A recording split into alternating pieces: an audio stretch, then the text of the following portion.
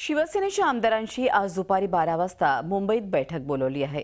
दीपक केसरकर आणि उदय सामंत या मुंबईकडे आता या बैठकीसाठी रवाना झाल्यात। यावेळी महत्त्वाची बातमी।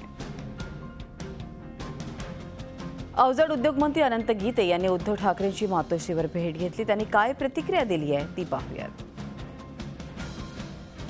मी अभिनंदन करायला आलो होतो उद्धव साहेबांचं, कारण ह्या विधानसभेच्या निवडणुकीत स्वबळावरती ही निवडणूक शिवसेना लढली उद्धवजींच्या नेतृत्वाखाली, आणि केवळ त्यांच्या नेतृत्वाखाली निवडणूक लढून 63 आमदार महाराष्ट्रात निवडून आलेत।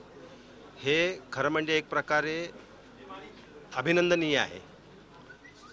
आणि म्हणून एकाकी लढतीत सुद्धा महाराष्ट्रातल्या जनतेनं एवढं मोठं स्पष्टपणे सहकार्य शिवसेनेला आणि आमच्या नेतृत्वाला उद्धव साहेबांना केलं, आणि म्हणून त्यांचं अभिनंदन करण्याकरता आज मी या ठिकाणी आलो। नाही, सरकार बनवणं हा एक वेगळा मुद्दा आहे, भविष्यात त्यावर चर्चा होईल।